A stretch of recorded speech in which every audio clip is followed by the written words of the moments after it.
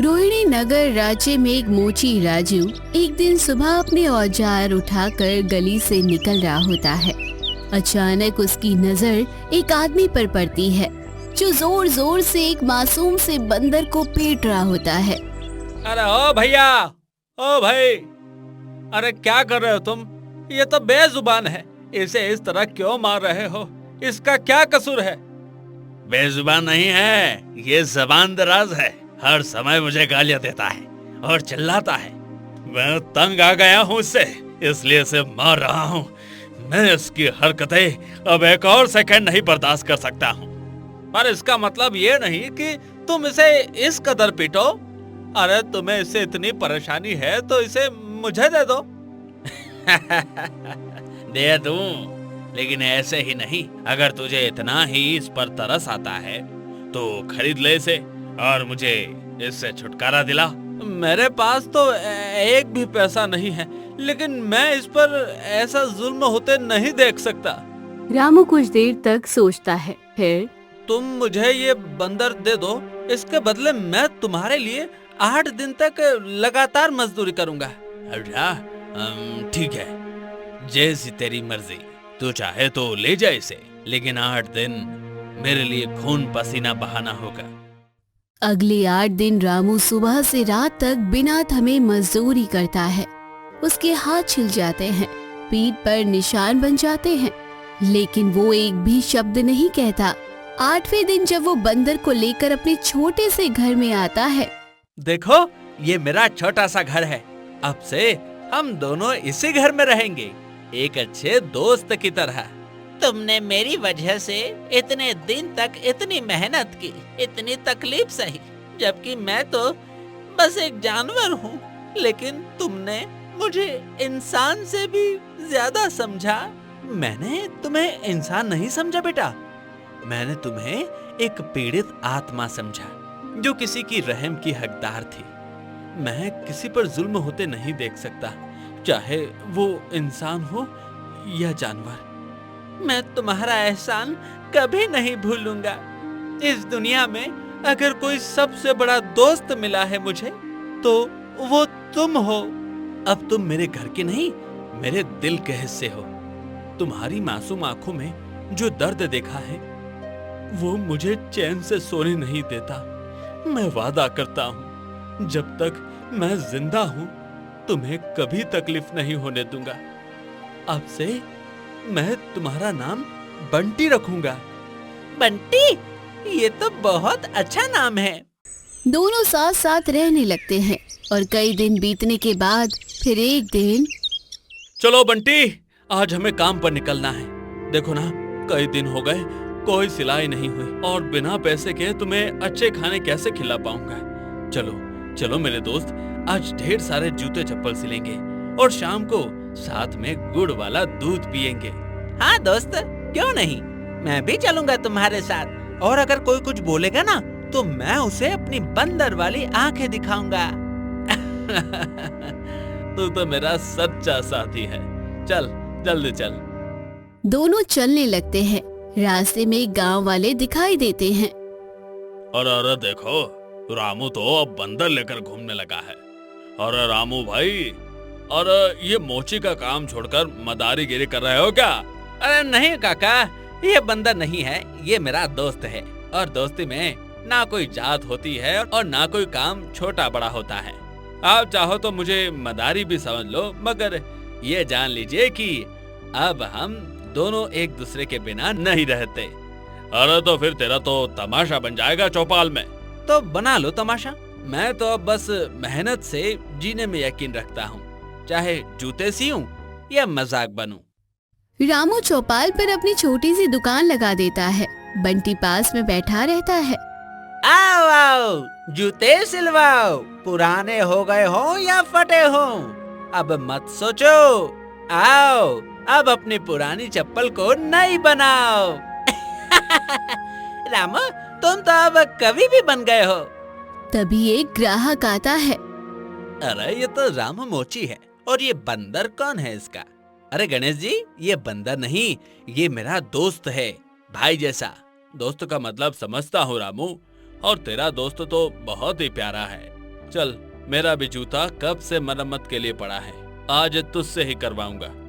रामू और बंटी मिलकर दिन भर मेहनत करते हैं और शाम को चलो बंटी, आज बहुत काम हुआ, अब घर चले और गरम गरम रोटी और गुड़ से पेट भरे। हाँ दोस्त, आज बहुत मजा आया। तुम थक गए हो, मैं आज रोटी बनाऊंगा।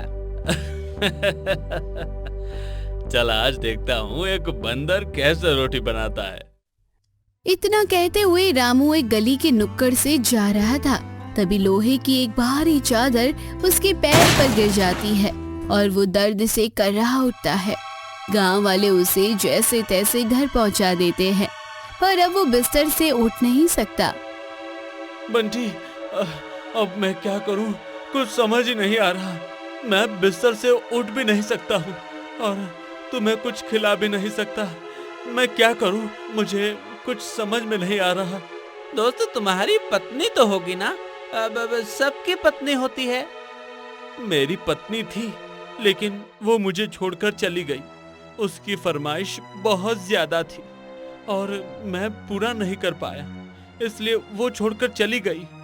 तुमने मेरे लिए अपनी जान लगा दी, अब मैं तुम्हारे लिए सब कुछ करूंगा। तुमने जो मुझसे प्यार किया वो इस दुनिया में कोई नहीं करता। अब तुम्हारे लिए मैं कुछ भी कर जाऊंगा और तुम्हारी पत्नी को वापस लाऊंगा। मेरी पत्नी का नाम हेमलता है और वो पड़ोस के गांव में रहती है, लेकिन तुम्हारा जाना बेकार होगा। वो जिद्दी किस्म की औरत है, तुम्हारी एक नहीं सुनेगी। तुम उसकी फिक्र मत करो, मैं उसे मना लूंगा। मैं अब जाता हूँ। बंटी दौड़ता हुआ उसकी पत्नी हेमलता के पास पहुंचता है। आप हेमलता है ना? आपके पति यानी मेरा दोस्त बहुत बीमार है, वो उठ भी नहीं पा रहा है। उसके पास इलाज के लिए कुछ भी नहीं है। तुम्हें आना होगा, वो तुम्हें बहुत याद करता है। वो हर रात तुम्हारा नाम लेकर सोता है। याद करता है तो क्या, मैं उसके आंसू से अपना घर चलाऊंगी। वो आदमी तो अपनी बीवी को ढंग का खाना तक नहीं खिला सका, अब उसके लिए क्या करूं? मेरे लिए वो मरे या जिए, मुझे कोई फर्क नहीं पड़ता। तुम्हें पता भी है उसने तुम्हारे लिए कितनी रातें बिना खाए गुजारी है? वो तुम्हारी तस्वीर सीने से लगाकर बैठा रहता है। उसने मुझे कभी अपना बच्चा समझा है और आज जब उसे तुम्हारी सबसे ज्यादा जरूरत है तो तुम कह रही हो कि तुम्हें कोई फर्क नहीं पड़ता? हाँ, नहीं पड़ता फर्क, क्योंकि जब कोई औरत एक रोटी के लिए तरसे वो मर ही जाए तो अच्छा है। और वैसे भी अब वो मेरे लिए कुछ नहीं रहा। काश तुमने उस आदमी को देखा होता जो हर दर्द सहकर भी तुम्हारा नाम लेना नहीं छोड़ता। काश तुम समझ पाती कि इंसान की कीमत उसकी दौलत से नहीं, उसके दिल से होती है। लेकिन तुमने तो सब कुछ सिर्फ पैसे से तोला है। बंटी कुछ कहता नहीं, बस थके कदमों से उसी टूटी हुई झोपड़ी की ओर बढ़ने लगता है। तभी एक सैनिक पास से गुजरते हुए अचानक ठिठकता है और उसकी नजर बंटी पर पड़ती है। अरे ये क्या, ये बंदर तो आदमी की तरह चल रहा है। इसकी आंखें सब कुछ अलग है। नहीं, ये साधारण बंदर नहीं हो सकता। नहीं नहीं नहीं नहीं, ये तो वही है जिसे महारानी ने खुद अपने हाथों से खत्म कर दिया था। लेकिन ये यहाँ कैसे हो सकता है? इसका मतलब है कि वो जिंदा है, और अगर वो जिंदा है तो उस राज को खतरा है। नहीं, मैं एक भी पल इंतजार नहीं कर सकता। मुझे अभी जाकर महारानी को ये खबर देनी होगी। सैनिक तेजी से महल की ओर दौड़ता है और दरबार में पहुंचता है। महारानी, महारानी, मुझे आपसे एक बहुत जरूरी बात करनी है, बहुत ही जरूरी। क्या बात है? और तुम ऐसे हाफ क्यों रहे हो? क्या कोई हमला हुआ है? क्या कोई राजद्रोह? नहीं महारानी, बात इससे भी ज्यादा गंभीर है। जिसे आपने खत्म करवा दिया था वो बंदर आज मैंने अपनी आंखों से देखा है। वो इस राज्य में है और एक गरीब मोची के साथ रह रहा है। क्या बकवास कर रहे हो तुम? क्या तुम्हें होश है कि तुम क्या कह रहे हो? वो बंदर जिसे मैं खुद खत्म करवा चुकी थी, वो वापस कैसे आ सकता है? क्या तुम मुझे झूठा बना रहे हो? नहीं महारानी, मैंने खुद देखा है। उसकी चाल, उसकी आंखें, सब कुछ वैसी ही है जैसे आपने बताया था। वो आम बंदर नहीं है महारानी, वो जिंदा है। तभी मंत्री प्रवेश करता है और दोनों की बातें सुनकर ठिठक जाता है। महारानी, क्या ये सच है? लेकिन आपने तो कहा था कि आपने उसे हमेशा के लिए खत्म कर दिया है। हाँ महामंत्री, मैंने वही किया था जो उस समय जरूरी था, लेकिन लगता है कोई चूक हो गई। कोई उसे बचा कर ले गया है और अगर वो अब भी जिंदा है तो हमारी गद्दी को बहुत बड़ा खतरा है। मैं किसी भी कीमत पर उसे दोबारा इस राज्य में नहीं देखना चाहती। लेकिन महारानी, अब तो मामला गंभीर होता जा रहा है। अगर किसी को पता चल गया कि राजकुमार जिंदा हैं, तो प्रजा का विश्वास डगमगा जाएगा और आपका राज भी खतरे में पड़ जाएगा। मुझे सबक मिल गया है कि अधूरे काम कभी नहीं छोड़ने चाहिए। अब इस बार मैं खुद जाऊंगी और उसे खत्म कर दूंगी। इस बार कोई गलती नहीं होगी। चलो तैयारियां करो और सारे सैनिकों को भेजो। उसे किसी भी हालत में खोज निकालो और हमेशा के लिए खत्म कर दो। रानी तुरंत सैनिकों के साथ उस झोपड़ी की ओर चली जाती है जहाँ मोची, रामू और बंटी रहते थे। बंटी जैसे ही रानी को देखता है, उसकी आंखों में डर उभर आता है। क्या हुआ बंटी? तुम इतने घबराए क्यों नजर आ रहे हो? कोई परेशानी है क्या? बोलो। रानी मुझे जिंदा नहीं छोड़ेगी। मुझे यहाँ से भागना होगा। रानी माँ, वो तो बहुत अच्छी हैं। वो तुम्हें क्यों मारेगी? वो हमारे घर की तरफ आ रही हैं। बहुत सारे सैनिक भी उसके साथ हैं। बंटी इतना कह ही रहा था कि तभी रानी दरवाजे के अंदर आ जाती है। रानी माँ, आप यहाँ कैसे आना हुआ और हम आपकी क्या सेवा कर सकते हैं? तो तुम ही हो ना जिसने मुझे मौत के घाट उतारने की कोशिश की थी। तुम ही हो जिसने मेरी शक्ल से नफरत की थी। आज क्यों आई हो? क्या अब भी मेरी जान लोगी? तुम अभी तक जिंदा कैसे हो? मैं तुम्हें अब जिंदा नहीं छोड़ूंगी। रुक जा पहले। जैसे रानी ही अपने सैनिक को आदेश देती है, एक तीर छोड़ा जाता है और बंदर की ओर बढ़ता है। तभी रामू उठकर बीच में आ जाता है और तीर उसकी छाती में लग जाता है। तुमने ये सब क्यों किया? एक बंदर के लिए? हाँ, ये तो एक जानवर है। मुझे फर्क नहीं पड़ता कि ये कौन है, क्या है। अरे ये मेरे लिए मेरा परिवार है। तुम इसे छू भी नहीं सकते। जब तक मेरी सांसें चल रही हैं, तुम इसे छू भी नहीं सकती। मैं तो अभी वापस जा रही हूँ, लेकिन मैं फिर आऊंगी और तुम्हें मैं जिंदा नहीं छोड़ूंगी। आज इस मोची की वजह से तो बच गए, अगली बार तुम्हें मैं नहीं छोड़ूंगी। रानी घबराकर भाग जाती है। मेरी वजह से तुम्हें ये घाव मिला। मेरी वजह से तुम दर्द में हो। मैंने तुम्हें इस हालत में लाकर कोई भलाई नहीं की। मुझे खुद से नफरत हो रही है, लेकिन नहीं, अब मैं तुम्हें कुछ भी नहीं होने दूंगा। तू मेरा बच्चा है, तू दुखी ना हो। तुझे कुछ नहीं होगा। जब तू पास है, मुझे कोई तकलीफ बड़ी नहीं लगती। पर एक बात समझ नहीं आई बंटी, वो औरत जो आज आई थी, वो तुझे मारना चाहती थी और वो बार बार पुत्र पुत्र क्यों कह रही थी? वो तुझे अपनी क्या लगती है और तू उसका कौन है? ये सब मेरी समझ से बाहर है। दोस्त, मैं तुम्हें सब कुछ तो नहीं बता सकता अभी, लेकिन हाँ, इतना कह सकता हूँ कि मैं कोई आम बंदा नहीं हूँ। मेरा अतीत बहुत अलग है और बहुत ही तकलीफों भरा है। तू तो हमेशा सबसे समझदार और इंसान से भी ज्यादा संवेदनशील दिखा है। क्या सच में तू कोई खास है? हाँ, मैं कभी एक इंसान था, और वो भी कोई मामूली इंसान नहीं। मैं एक राजकुमार था। कुछ साल पहले मैं एक लड़की शकुंतला से बहुत प्यार करता था। तुम्हारी मुस्कान मेरी सुबह का सूरज बन गई है और तुम्हारी आंखें मेरे जीवन की उम्मीद।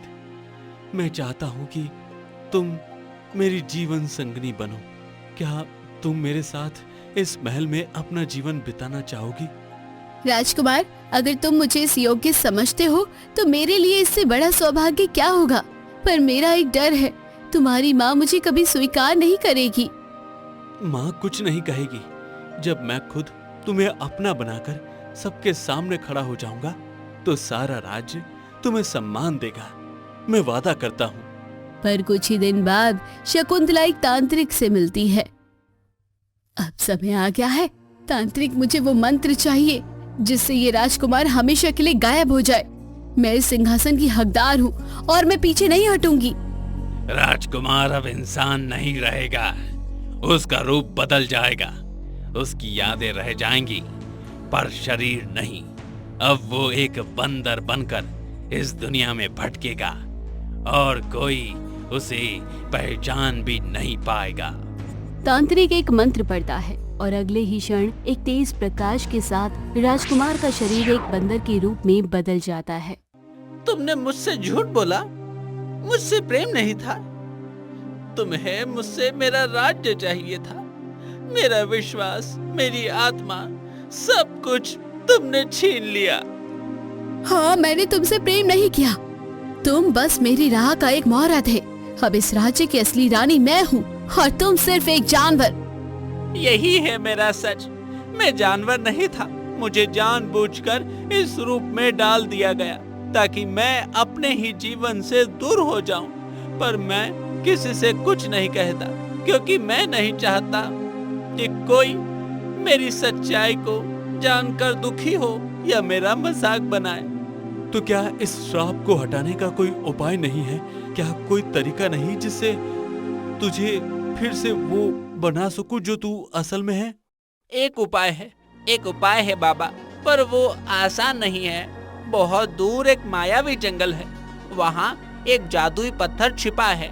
अगर वो पत्थर कोई मेरे शरीर पर छुआ दे तो मैं फिर से वैसा हो सकता हूँ जैसा मैं था। उस जंगल में अब तक कोई नहीं आया जो उस जंगल में गया था। जंगल का रास्ता बहुत खतरनाक है और वहाँ मायावी प्राणी भी हैं। तो फिर मैं जाऊंगा, तेरे लिए उस पत्थर को लाऊंगा। तू मेरे लिए बच्चा है और अपने बच्चे के लिए एक बाप हर हद तक जा सकता है। पर बाबा, आपके पैर में चोट है, आप अभी चल भी नहीं सकते। बहुत दिन हो गए आराम करते करते, अब लगता है वक्त आ गया है कि कुछ बड़ा करूं।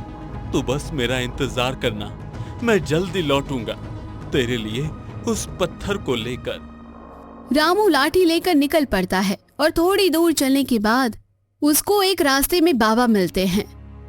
अलख निरंजन, बोलो रामू, कहाँ जा रहे हो? इतने घने जंगल की ओर।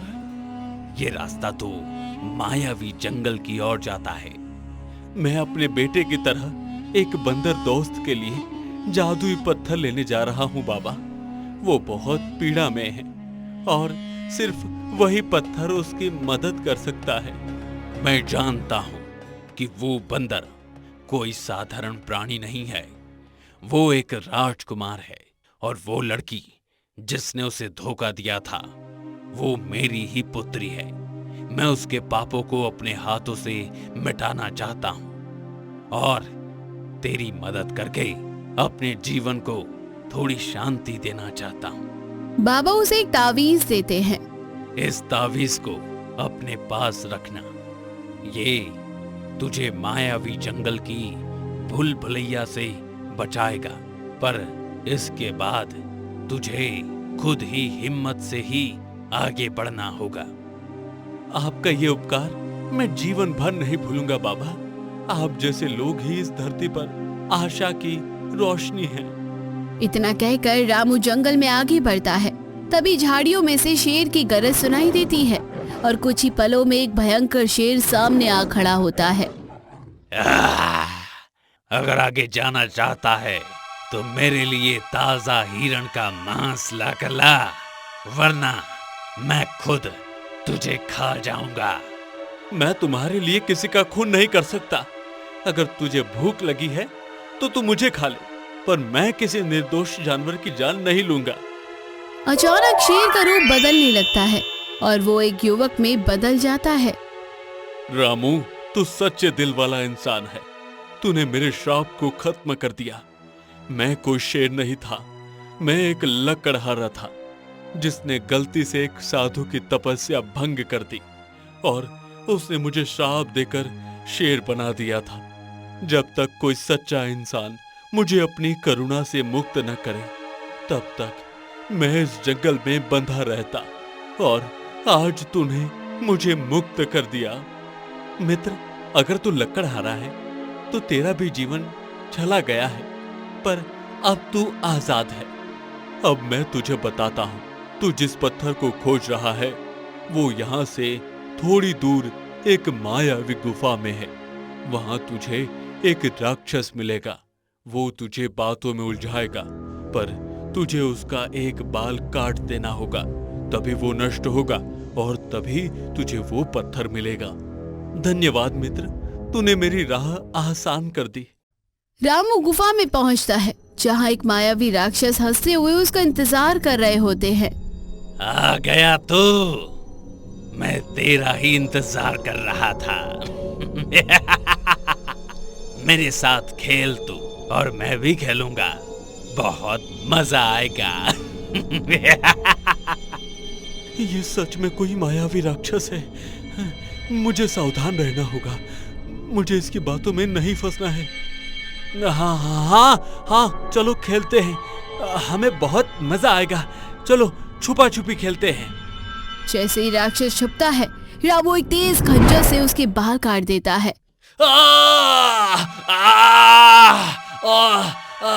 तूने मेरी माया को हरा दिया। अब तुझे वो मिलेगा जिसे तू खोज रहा था। रामू गुफा के भीतर जाता है और वहाँ चमकता हुआ एक नीला पत्थर दिखाई देता है। जैसे ही रामू उसे उठाता है, पत्थर से एक आवाज आती है। अगर तुम मुझे साथ ले जाना चाहता है तो पहले मेरी एक पहेली का उत्तर दे, वरना मैं पत्थर ही रखूंगा। पहेली है, ऐसी कौन सी चीज है जो बिना आवाज के बोलती है, बिना पंख के उड़ती है और बिना शरीर के छू जाती है? वो है हवा। जैसे ही रामू जवाब देता है, पत्थर चमकने लगता है और रामू के हाथों में आ जाता है। रामू पत्थर को दोनों हाथों से पकड़कर जल्दी जल्दी घर की ओर चल देता है। कुछ ही देरी में उसका घर आ जाता है। बंटी, बंटी, देखो मैं क्या लाया हूँ। अब तुम जल्दी से ठीक हो जाओगे। रामू पत्थर को धीरे से बंटी के माथे पर लगाता है। एक रहस्यमय रोशनी फैलती है। बंटी एक राजकुमार के रूप में आ जाता है। अरे बंटी, तू तो इंसान बन गया, तू तो राजकुमार है। हाँ रामू, तुमने ही मुझे मेरी पहचान लौटाई है। तुमने ही मुझे इस अंधेरे से बाहर निकाला है, जहाँ मैं सिर्फ एक बंदर था। आज अगर मैं फिर से अर्जुन बन पाया हूँ तो वो सिर्फ तुम्हारी मोहब्बत और विश्वास की वजह से है। नहीं बेटा, अब तू मेरा बेटा नहीं, तू इस राज्य का राजकुमार है और मुझे इस पर गर्व है। रामू, तुमने मुझे उस वक्त अपनाया जब मेरे पास ना नाम था ना पहचान। मैं सिर्फ एक बंदर था, लेकिन तुमने मुझे दोस्त कहा, मुझे खाना दिया, सिर पर छत दी और सबसे बड़ी बात, एक इंसान की तरह समझा। अरे नहीं बेटा, तू तो मेरे लिए शुरू से ही कुछ खास था। पता नहीं क्यों तुझसे एक अपनापन लगता था। अब जब जान रहा हूँ कि तू कोई आम बंदर नहीं था तो दिल और भी भारी हो गया है। लेकिन एक बात कहूँ बेटा, आज तू जो भी बना है उसमें मेरी मेहनत नहीं, तेरी किस्मत है और तेरे दिल की सच्चाई है। नहीं रामू, तुम सिर्फ मोची नहीं हो, तुम मेरे जीवन के भगवान हो, जिन्होंने मुझे अंधेरे से उजाले तक लाया है। आज अगर मैं फिर से बोल पा रहा हूँ, चल पा रहा हूँ और इंसान बन पाया हूँ तो सिर्फ और सिर्फ तुम्हारी वजह से। राजकुमार अर्जुन भावुक होकर रामू के चरणों में झुक जाता है। नहीं बेटा, अब तू राजकुमार है, तेरा ये झुकना मुझे छोटा कर देगा। नहीं रामू, आज से तुम मेरे लिए सिर्फ रामू नहीं, मेरे पिता हो, मेरे जीवन दाता हो। चलो अब हम अपने साथ हुए अन्याय का बदला लेंगे उस रानी से। हाँ, उस रानी को हम कड़ी से कड़ी सजा देंगे। फिर दोनों मिलकर राजमहल की ओर लौटते हैं। रानी राजकुमार को देखते ही गुस्से में, नहीं, ये कैसे हो सकता है? तुम फिर से इंसान कैसे बन गए? मैंने तो तुझे हमेशा के लिए बंदर बना दिया था। ये कोई साजिश नहीं थी, ये उस सच्चाई की जीत है जिसे तुमने कभी समझने की कोशिश नहीं की थी। तुमने अपने लालच में आकर मुझे बंदर बना दिया, मुझे मेरे ही जीवन से दूर कर दिया। मैंने तुमसे जी जान के प्रेम किया था, तुम्हें अपनी रानी बनाना चाहता था, पर तुमने मुझे धोखा दे दिया और मेरी मासूमियत का मजाक उड़ाया। नहीं राजकुमार नहीं, मुझे माफ कर दो। मुझे नहीं पता था कि मेरा निर्णय इतना बड़ा अपराध बन जाएगा। मैंने सच में तुमसे प्रेम किया था, पर जब मुझे लगा कि तुम राजा बन जाओगे तो मेरा बेटा कहीं पीछे न रह जाए, इसी डर ने मुझे अंधा कर दिया। प्रेम वहां नहीं होता जो डर और स्वार्थ से भरा हो। तुमने मुझे सिर्फ अपने स्वार्थ के लिए मिटा दिया और अब जब सच सामने आ गया तो तुम माफी मांग रही हो। लेकिन नहीं, अब वो समय नहीं है जब माफ किया जाए। माफ उसी को किया जाता है जो विश्वास करता है, और जिसने विश्वास तोड़ा है उसे सजा मिलती है। एक मौका दे दे अर्जुन, मैं सच में बदलना चाहती हूँ। मैं वादा करती हूँ अब कभी तुम्हारे खिलाफ नहीं जाऊंगी। मौका उसी को दिया जाता है जो उसे पाने के काबिल हो, और तुमने ये हक खो दिया है। मंत्री जी, आप भी इस पूरी साजिश में बराबर के भागीदार हैं। आपने भी इस अन्याय को होते देखा और कभी मुझे बचाने की कोशिश नहीं की। आप भी उतने ही दोषी हैं जितनी ये रानी। सैनिकों, इन दोनों को आज ही बंदी बनाकर कारागार में डाल दिया जाए और इन पर राजद्रोह का मुकदमा चलाया जाए, क्योंकि इन्होंने इस राज्य के उत्तराधिकारी के साथ छल किया है। जो हुक्म राजकुमार। सैनिक रानी और मंत्री को पकड़ कर ले जाते हैं। रानी की आंखों में पश्चाताप के आंसू निकलते गिरते हैं, लेकिन अब देर हो चुकी होती है। रामू, अब मैं तुम्हें सिर्फ मोची नहीं कहूंगा।